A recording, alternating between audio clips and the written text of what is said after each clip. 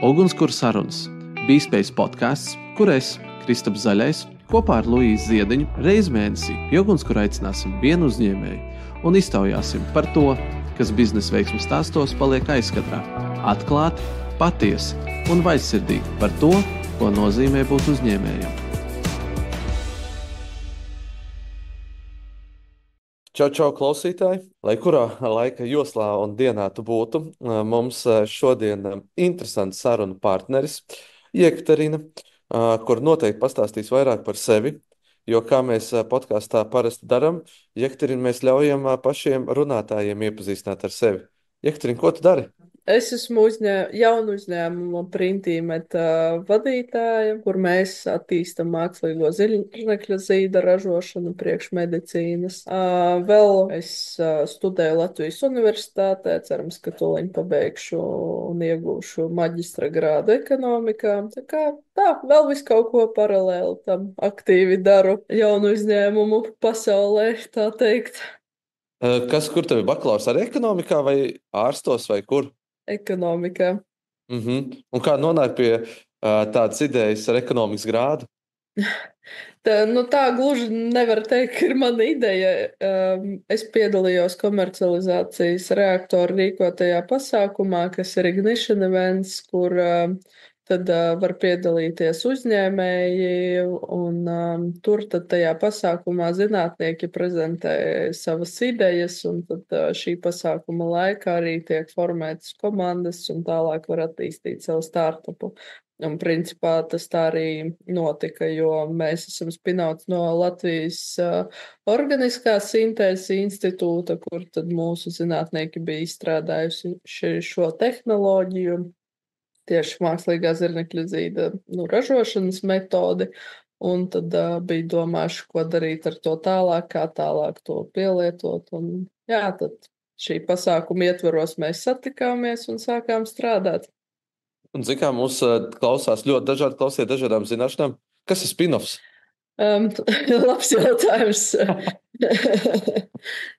Spin-offs principā tas ir tāds jaunu uzņēmums, kas ir izveidojies uz, teiksim, tā tehnoloģijas pamata, kas pieder kādai universitātei, respektīvi tad šis te IP, intelektuālais īpašums pieder tad universitātei. Mums ar šo universitāti ir noslēgts licences līgums, kas mums ļauj tālāk komercializēt šo intelektuālo īpašumu. Super. Un tu teici, jaunu uzņēmumu vidē ir jaunu uzņēmums. Kā viņi tā aizrauj, ierauj sevi? Ierauj? Grūti teikt vispār, es nezinu, man par tiem jaunu uzņēmumiem tā doma un tā vēlme jau bija no pašiem sākumiem. Tas jau ir, teiksim tā, es ar to visu nodarbojos jau kaut kādus, man liekas, pēdējos gandrīz 10 gadus, jo sāku ar to visu es nodarboties, kad man bija 18 gadi, tad mēs izveidojam pirmo jaunu uzņēmumu ar vienu kolēģi no Rīgas Tehniskās universitātes, kur mēs taisījām tādus stāju koriģējošos tēkraklus. Un tālāk es vienkārši attīstījos šajā jomā un izveidoju vēl vienu jaunu uzņēmumu, un tad tālāk arī nonācu līdz šim. Tā kā laikam aizrauja un ierauja. Ja jau tik daudz gadus nodarbojos ar to. Vai ne? Un klausies, bieži sanāk tā kā kļūdīties, feilot, tādā ziņā tas tās bija tā ideja, tad bija vēl. Feilot sanāk jau katru dienu, dažkārt mazāk, dažkārt vairāk, bet kā gan bez feila, it īpaši pašā sākumā, es mācījos vairāk, tā teikt, darot, jo no 18 gados nevar būt nekāda tur baigā pieredze un zināšanas, labi. Kaut kāds basic bija, bet tāpat tas nebija pietiekami. Bet tajā brīdī jau likās, ka viss ir un ka viss izdosies un ka būs vienradzis, bet, protams, vēlāk tu saproti, ka ir savas nianses, kāpēc vienradzis nebūs. Bet jā, toreiz bija tā ticība, un feili bija ļoti daudz, gan no tehnoloģijas puses, gan tur entie feili bija no pārdošanas puses. Tā kā 101 iespēja, kā es varu uzrakstīt vēlāk savu feilu grāmatu, kā iztērēt tur 100,000 eiro mārketingā un nedabūt to tā neko, tā kā jā, ir bijuši entie tur tehnoloģiskie feili un viss kaut kādi. Klau, mēs pārnāsim tiem 100 štukām. Labāk, nē. Tas varbūt tā. Tāpīgs temats. Jā. Bet es domāju, virsraksts podkastam jau ir skaidrs. Bet, kā nepadoties? Tādā ziņā, šāda kļūda, tāda kļūda, visu laiku liekas, varbūt nav man, varbūt jādara kas cits. Nav bijis tā? Laikam īsti nav bijis. Pirmkārt, es neesmu tāds cilvēks, kurš tā kā padodas, nezinu, tā laikam arī ir kaut kāda rakstura iezīme, kas, nezinu, varbūt ir iedzimta vai kā, bet esmu tāds šausmīgi ietiepīgs cilvēks. Es kaut ko esmu izdomājusi, ka kaut kas man būs, es noteikti to sasniegšu vienalga, ko lai tas man prasītu. Tā kā, principā, jā, un tā. Vienmēr bijusi tā, man liekas, lai nepadotos, ir svarīgi tas, ka, lai tu dedz nevis tikai ar to kaut kādu gala iznākumu, pieņemsim, jā, ka tu tur nopelnīsi miljardu, ja, bet lai tev arī patīk viss tas process, kas notiek, un tev ir interesanti tajā procesā, tad tu arī nepadosies. Bet tā, protams, ja tev ir kaut kāda tikai tā gala doma, ka es tur gribu nopelnīt baigo piķi, tad tu vari pēc, protams, 1, 2, 3 mēģinājumu diezgan ātri padoties un saprast, ka varbūt tomēr tu viņu nenopelnīsi. Un ja tev tas viss pasākums kopumā neinteresē, neievelk, un tas nav kaut kas tāds, ar ko tu tiešām degtu, tad, jā, tu diezgan ātri padosies. Tad motivācija ir āķis, ja tavā gadījumā. Ne tikai, pirmkārt, man patīk viss process, man ir interesanti, man vienmēr bija šausmīgi interesanti darīt to, ko es daru, mācīties, iedziļināties. Kā jau es minēju, man nav medicīnā nekāda izglītība, man ir izglītība ekonomikā, bet man ļoti interesē, teiksim, tādas medicīnas tēmas. Un šo 10 gadu laikā, ja es sāku ar krekliem, bija pirmais startups, labi, kas īsti nebija tur tāda dziļi medicīniska tēma, bet, labi, tas tāpat bija saistīts ar tur stājas korekciju, fizioterapiju, un kaut kā bišķiņ jau nācās iebraukt ar vienu kāju šajā visā. Tad otrais startups bija mākslīgie kaulu transplantāti, 3D drukāšana ar priekš sejas tur ķirurģijām. Tas jau tāds daudz medicīniskāks produkts, principā otrās klases tāds medicīnas ierīce, kur jau ir tiešām jāiebrauc visā šajā tēmā un diezgan daudz, kas jāsaprot arī par regulēm un vispārējo. Tā kā ar laiku tu sāc vēl padziļinātāk par to visu mācīties un uzzināt. Un man no paša sākuma, kad es sāku vispār nodarboties ar startupiem un kaut kā sanāca tā, ka viņi bija medicīnas jomā, man parādījās galvā kaut kāda traka ideja, ka man šausmīgi gribētos strādāt tur pie mākslīgo orgānu radīšanas.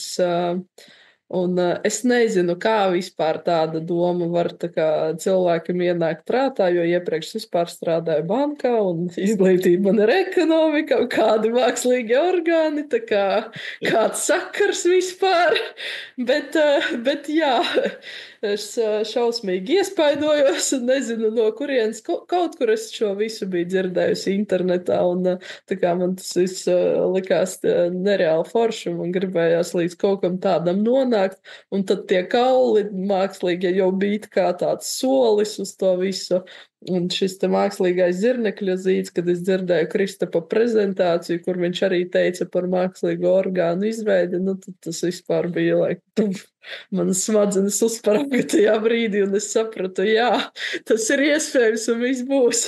Tajā brīdī varbūt pat nezinot, kā būs un kāpēc būs, bet jā, tas šausmīgi man tā kā arī iekšēji iedega. Nezinu, man liekas, ir jēdzīgi, teiksim, 20 gadus savas dzīves veltīt, lai attīstītu kaut kādu šādu tehnoloģiju, kas var tiešām glābt tur simtiem tūkstošu cilvēku dzīvības, nevis vienkārši taisīt kārtēju aplikāciju, lai nopelnītu piķi. Cik liela tāda loma vispār ir komandai tavā idejā, un kā tu redz komandu? Jo izklausās, ka tu tur neesi viena Kristaps, kas neesmu es, uzreiz spoiler alert. Šobrīd mēs esam 5 cilvēki komandā, principā 3 zinātnieki, kas ir radījuši principā šo tehnoloģiju, kas arī strādā pie zirnekļa zīda ražošanas un tur visādu pielietojumu, respektīvi tehniskie puiši, kas visu dara ar rokām.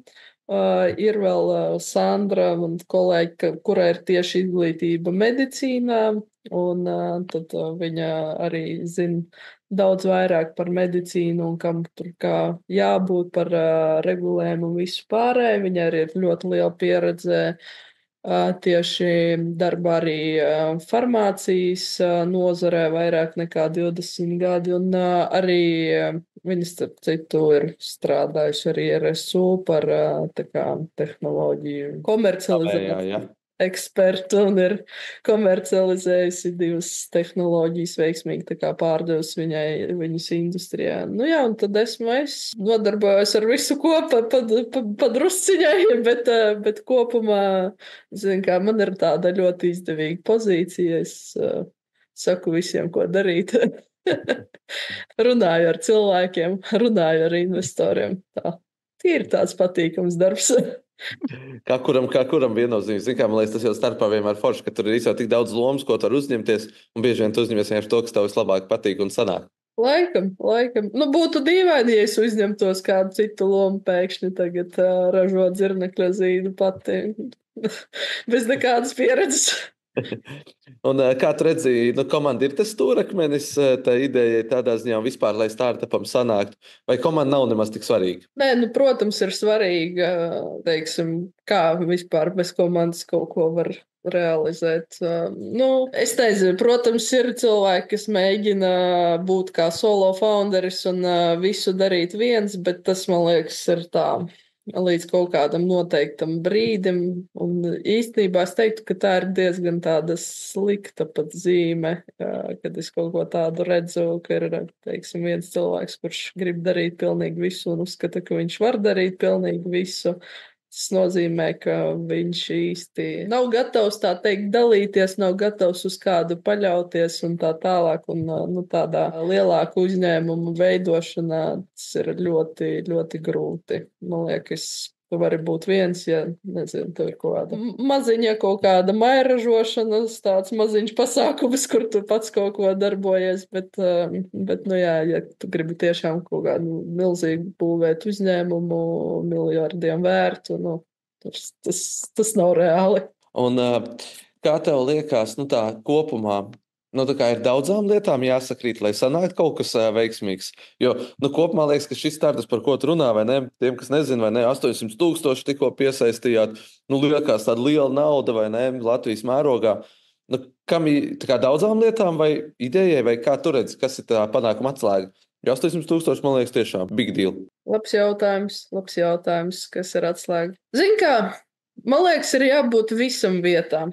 Ir jābūt gan kaut kādai tiešām foršai tehnoloģijai, foršai lietai, ko jūs darat. Tam ir noteikti jābūt kaut kam, kas ir vajadzīgs vispār kādam vēl izņemot tevi un jūsu komandu, kurš pie tā strādā.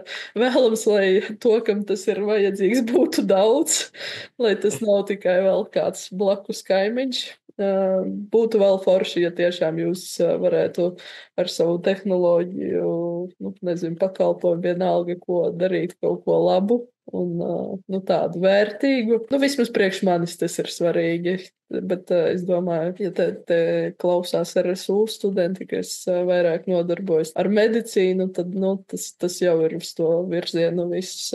Tad, jā.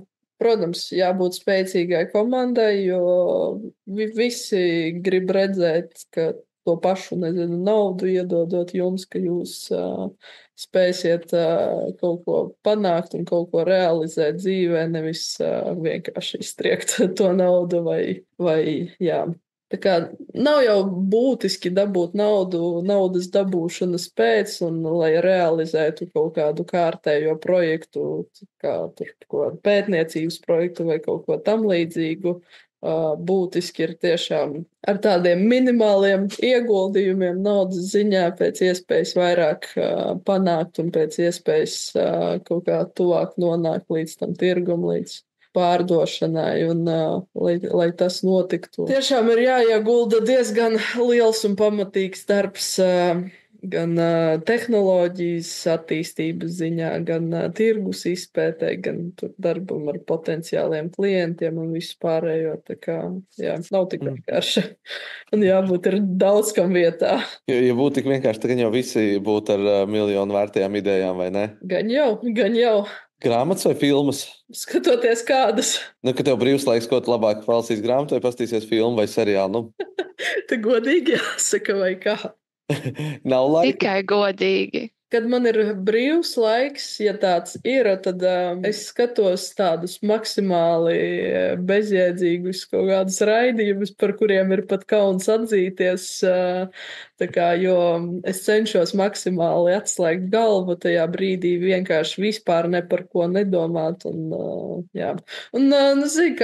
Es nezinu, vai daudziem tā cilvēkiem ir, bet patīkami dažkārt paskatīties kaut kādus seriālus, kur, vai kaut kāds raidījums, kur citiem dzīvoja sliktāk nekā tev, kur tur ir kaut kāda trash story par kautiņu, un tu tāds skaties un domā, cik man viss ir labi. Tā kā, jā. Mēs parasti sakam, es esmu tas trash show fans. Mēs parasti šajā brīdī prasam tādu ieteikumu studentiem, kurš ir labākais šovs. Nē. Es labāk neieteikšu. Bet no grāmatām un filmām ir kāda laba, ko tu iesaki tādam, apņēmīgam jaunam studentam, kurš grib? Grāmatas es lasu visas ļoti tādas specifiskas. Man nepatīk lasīt kaut kādu daļu literatūru vai kaut ko tam līdzīgu. Es lasu diezgan tādas praktiskas grāmatas saistībā ar uzņēmēju darbības startupiem un visu pārējo.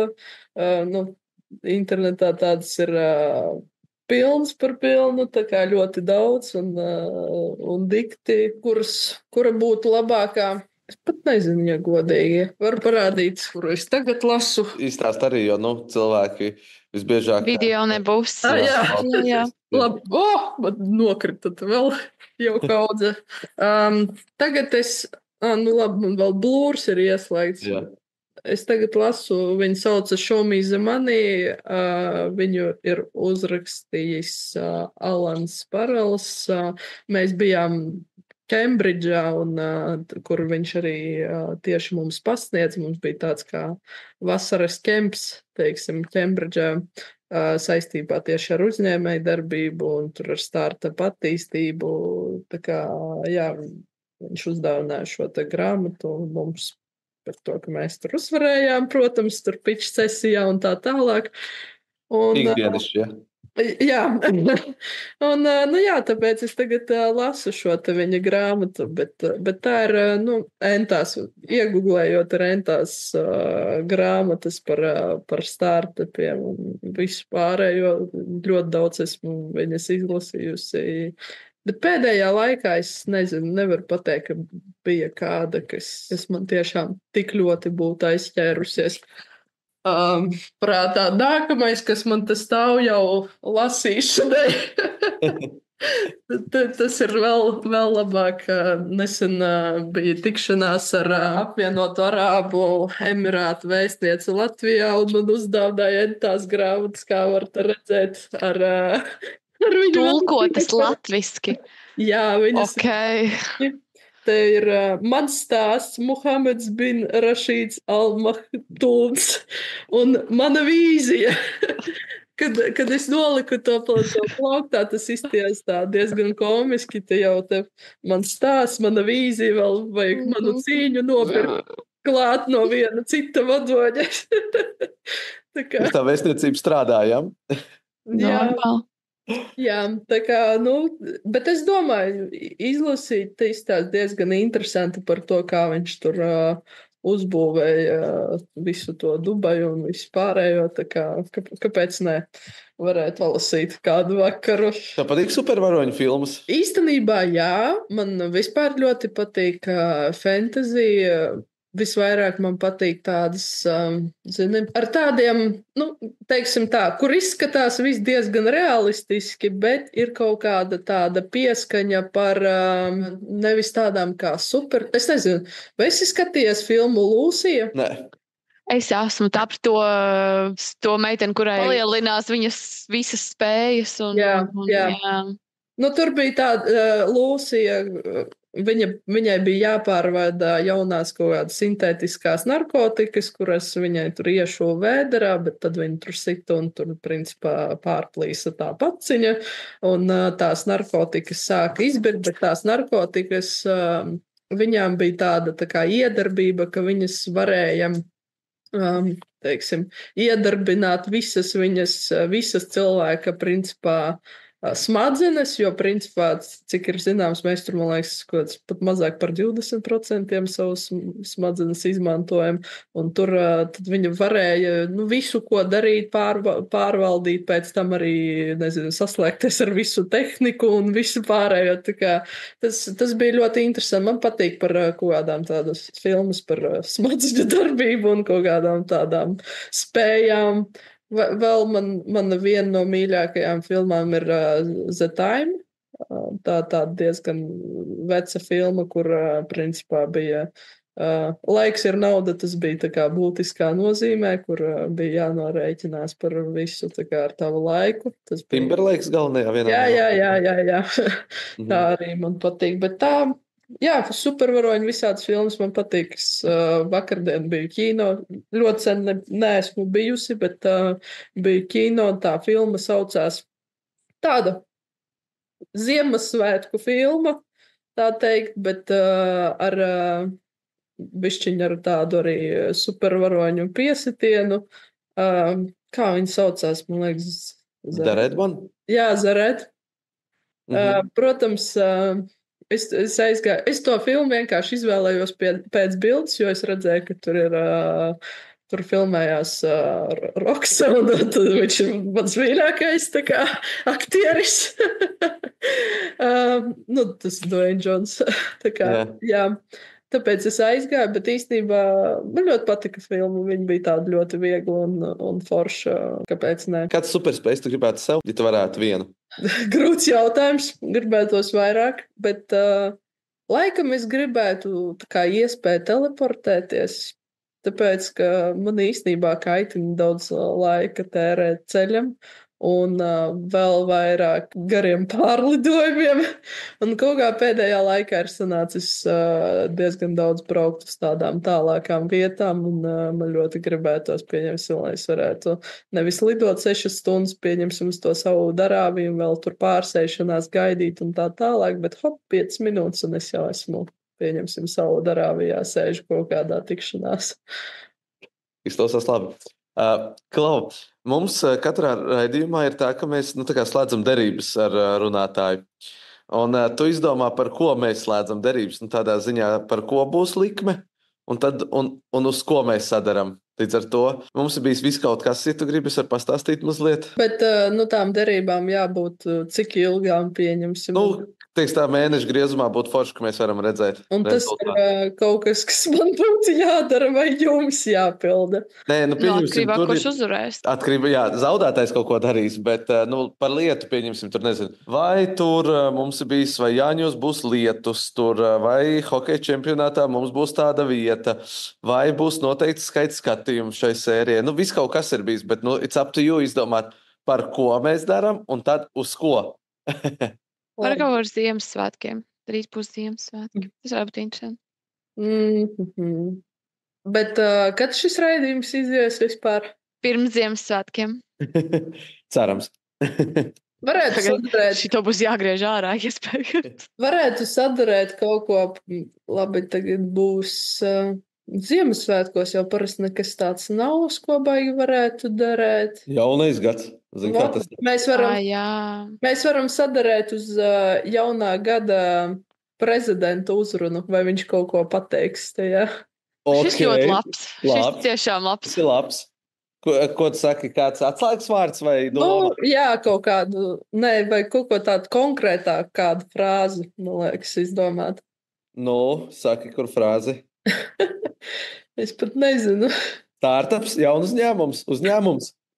Inovācijas. Par inovācijām viņš vēl varētu teikt, bet ka par jaunu uzņēmumiem viņš pateiks jaungadu. Tad inovācijas? Ļoti šaubos. Tad vārds inovācijas? Labi, sadaram, vai viņš teiks par inovācijām kaut ko. Ļoti labs, šis ir ļoti labs. Uzruna. Tiešām ļoti labs, jā. Uz ko sadaram? Es pat nezinu, uz ko mēs vispār ar jums varētu darēt. Mēs esam uz visu kaut ko darējuši. Kā piemēram? Ēdams, dzerams, ierakstāms, publicējams, pērkams. Kāds budžeta izmērs? Parasti simbolisks. Jo vairāk pa principu. Labi, tā. Nezinu, kaut kas tāds smieklīgs jāizdomā. Ko tu dari parasti, Krista, ikdienā? Es par tevi... Skrienu. Nē, es par tevi vispār neko nezinu. Kur tu tā kā... Tas ir labi, es skrienu. Tas ir dažādu jomu un nozaru profesionāls, plašs spektra speciālists. Sunis man ir 2 bērni. Sieva, forša, māja. Brīvajā laikā pats arī ten makšķerēju. Bet tu ikdienā ej kaut kur tā uz darbu un tā? Sunēji pastaigāties, jā. Tu iet uz darbu, jā. Bet tu nestrādā kaut kādā ofisā vai kaut kur? Strādā ofisā. Mēs varētu sadarēt tas, kurš zaudē, tas nedēļu kaut kādā noteiktā tērpā smieklīgā iet visur. Ok. Varam tur, labi, tu vari tāds vienkārši grūti. Es zinu, tagad tur stilīgi tu kāds brīles, tur es domāju, tas vienkārši ir, tā kā realistiskāk. Jā. Kaut ko tādu vienkārši, nezinu, vai pieņemsim ar kaut kādu. Vai telefonu vāciņš tur baigais. Vāciņš tas tā. Smieklīgs brīles, es izvēlēšos tās brīles un zaudētājiem aizsūtīšu. Davai. Tu saki, ka viņš pateiks, Jekterina? Es saku, ka jā. Es saku, nē. Es vienmēr saku pretēji, tas loģiski. Sadāk jau nebūtu jēga sadarēt. Ok, ļoti labs vārds inovācija no prezidenta un smieklīgs brīles nedēļa. Tajās brillēs tad ir jāiet pilnīgi visur. Tā kā uz visiem pasākumiem, uz visu. Jā. Uz darbu, uz visurien. Un obligāti jāatsūt bildi, ko ielikt V-Space Instagramā. Jā, piekrītu. Labs. Visi būs dzirdējuši par šo, ja mēs kāds nebūsim tajās brillēs. Vai ne? Mūs nosūdzēs. Jā, otram. Un tad otrs brauks. Klausies vēl tikai pie tādām, varbūt, filozofiskām lietām. Tu bieži ceļo izklausās, tā ir? Diezgan. Pagājuši gadu kaut kā skaitīju, nezinu, gadā sanāca vairāk nekā 15 reizes kaut kur aizbraukt. Tā esmu kopumā.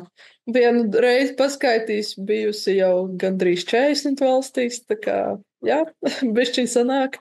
Kura valsts ārpus, protams, Latvija, kas mums visiem vismīļākā, kura ir tā, kur tu ieteiktu ir forši kā turistam, un otra, ko tu ieteiktu kā jaunu uzņēmējam? Man ir īstenībā ļoti daudz valstis, kas man ļoti patīk. Mana top, laikam, tāda mīļākā valsts kā turistam ir Japāna. Man tiešām ļoti patīk arhitektūra, ļoti patīk kultūra. Tā kā es gribu nākamgad aizbraukt uz Japānu uz tādu lielāku tripu pa vairākām pilsētām, tā uz kaut kādām dažām nedēļām. Protams, apvienot to kopā ar darbu un tā, jo būs arī Expo nākamgad Japānā. Tā kā, jā, makšķera jau ievesta uz turieni.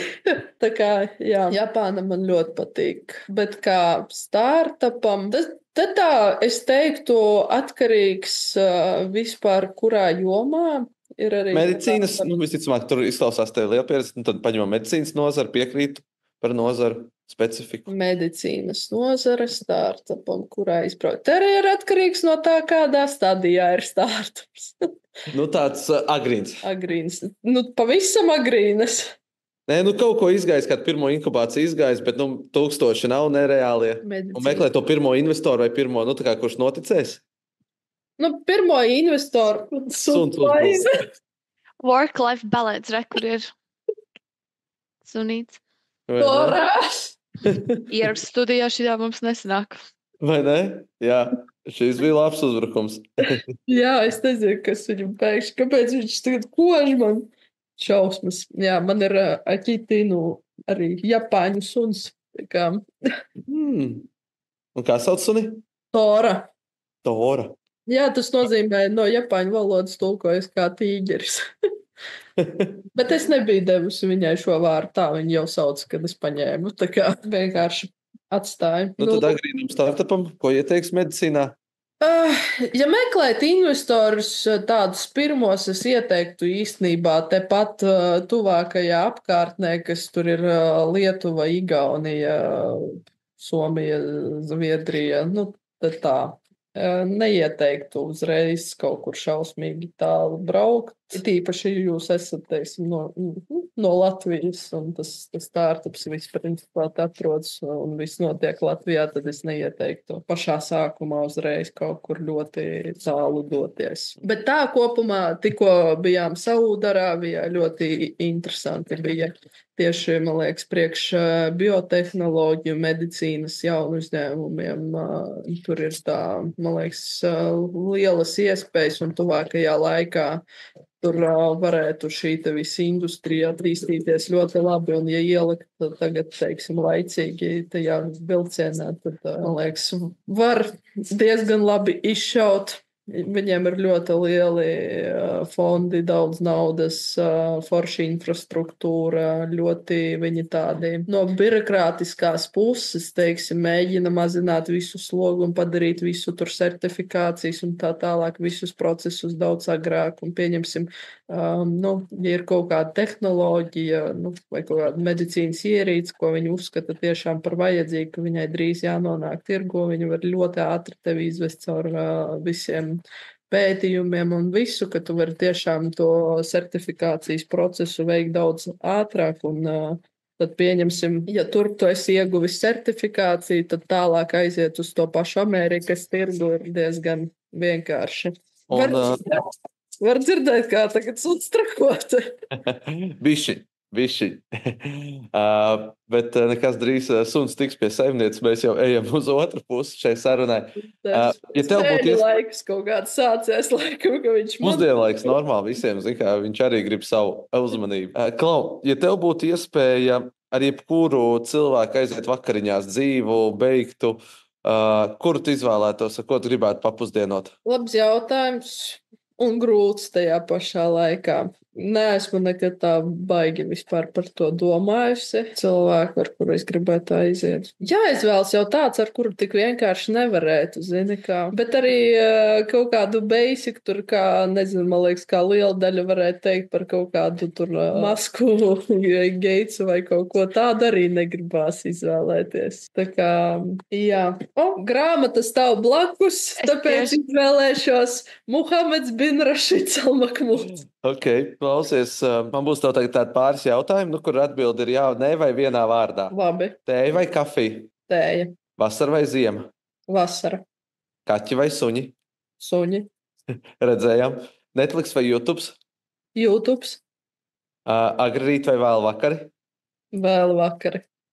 Komēdija vai trilleris? Komēdija. Salds vai sāļš? Salds. Sazvanīties vai aizsūtīt ziņu? Ziņa. Pizza vai suši? Šis ir visgrūtākais jautājums. Abi reizē. Un jo vairāk, jo labāk. Labākā nedēļas diena? Piektdiena. Piektdiena noteikti. Mīļākais ēdiens? Pizza vai suši? Mīļākā galda spēle? Monopolija. Ļoti labi. Un tā kā jau teicu, mēs ejam tai sarunai uz otru pusi. Ir tādi pāris noslēdzoši jautājumi, ko mēs tipiski jautājam mūsu sarunu biedriem. Viens tāds, kā jau mēs runājam, daudz šo klausās pamatā studenti. Kas būtu tev tādam bakalaura sākuma līmeņa studentam, visticamāk vai medicīnas vai sociālā bloka, kurš domā par savu uzņēmēju darbību, kas būtu tev 3 tipi ieteikumi viņam, ko darīt? Nebaidīties, iet un darīt. Mēs 1, 2, iziet 3. Jā, tā kā daudz nedomāt, vienkārši iet, darīt, mēģināt, nesanākt, vēlreiz. Šobrīd, man liekas, ir tik daudz visādas iespējas, visādi inkubātori, akceleratori, visādi granti un visādas tur programmas un cita veida atbalsti, ko ir iespējams izmantot, kur pat ja tev nav ideja, nav komanda, tu vari atrast, tev nav kaut kādas zināšanas, tu vari iegūt padomus, vari iegūt naudu. Principā viss tiek dots, tik ej un paņem. Pastiepies un dabū Gustavo tavā dziesmā saka. Jā. Klau, vai tev ir no kaut kā bailes? Šis ir labs jautājums. Man ir bailes no adatām. Nopietni, un tu strādā medicīnas startupos. Jā, es šausmīgi baidos no tur potēm, visāda veida anestēzijām un asins nodošanas un tā tālāk, jo man ir šausmīgi bailes no adatu dūrieniem. Pat ja es eju pie stomatologa, es vienmēr prasu, lai visu daru bez anestēzijas. Es labāk cietīšu vienalga, cik tur sāpīgi būs, bet es šausmīgi baidos no tā dūriena. Es esmu mēģinājusi pārvarēt šīs te bailes, tāpēc es aizgāju, kad man bija 18 gadi, es uztaisīju, man ir milzīgs tetovējums, gandrīz uz visu muguru. Un es domāju, ka tas man palīdzēs pārvarēt šīs bailes, bet nē, tās sajūtas ir pavisam savādākas no tā, ka tu taisi tetovējumu un no tiem adatu dūrieniem tur, nezinu, smaganās. Tā kā jā, nekas nesanāca, joprojām baidos šausmīgi vienmēr katru reizi, un man vēl pieņemsim tās vēnes, tā atrodas, ka ir ļoti grūti vispār iedurt, un arī man slikti cirkulē asins, līdz ar to viņi parasti netekt, un man tur spiež ārā, un tās ir šausmas, vienkārši mocības. Man ir bērnības trauma vienkārši. Kad biju mazāk, es ļoti daudz slimoju ar angīnu, un tad man taisīja tur tādus kā, lai pastiprinātu imunitāti, es neatceros kaut ko tur dūra dibenā, un es šausmīgi baidījos, sasprindināju dibenu tā, ka man salauz adatu pret manu dibenu. Tas bija šausmīgi sāpīgi, un no tā brīža es baidos vēl vairāk. Tā kā, jā. Klau, bet par ko ir tetovējums? Vilks. Un kāda ir nozīme? Negribu atklāt. Man kopumā ir vairāki tetovējumi, un katram ir kaut kāda, teiksim, sava īpaša nozīme. Viņš neizskatās tā vienkārši, kā to var padomāt, bet jā. Stilizēti, ja tā kā. Jā. Man kopumā ir, man liekas, 4 šobrīd tetovējumi. Un, Klau, kur tu gribētu redzēt sevi pēc 5 gadiem? Kur? Vai kā? Tikpat labi. Zini, kā gribētu gulēt kaut kur Maldīvu salās, dzert džūsu, atpūsties. Nē, tas ir joks. Īstenībā es gribētu, lai pēc 5 gadiem šis te jaunu uzņēmums būtu patiešām vienredzes, un lai es varētu turpināt attīstīt vēl, teiksim, vairākus jaunu uzņēmumus, gan investējot tajos, gan arī, teiksim, pašai darbojoties tur. Gribu savu jaunu uzņēmumu fermu. Ar vienu man ir par maz. Un es ticu, teiksim, tajā, ka ir iespējams palaist vienu tādu veiksmīgu jaunu uzņēmumu, kaut kādā biotech medicīnas un tā tālāk sektorā mums šeit Latvijā, lai to visu pasākumu iekustinātu un lai tas būtu kā pamats tam, lai radītos aizvien vairāk šādu te jaunu uzņēmumu. Man ir tiešām ļoti žēl, ka mums ir tik liels fokus uz IT tēmu un lietām, un kaut kā tādas, man liekas, bišķiņ svarīgākas tēmas un lietas varbūt kaut kur atpaliek. Man ļoti gribētos tiešām, lai man būtu iespēja radīt šādu te infrastruktūru, kur varētu dzimt vēl vairāk tiešām foršu jaunu uzņēmumu, kas strādātu uz kaut ko būtiskāku un palīdzētu ne tikai nopelnīt naudu, bet arī glābt dzīvības, tur atvieglot cilvēku mocības un visu pārējo. Nu, tad gribās novēlēt, lai tev tas izdodas. Un liels tev paldies, Jekterim, par sarunu. Paldies. Paldies! Šis podcasts ir tapis sadarbībā ar RSU studentu mēdīju Skaļāk, un mēs gribam teikt lielu paldies Martai Hercei par atbalstu.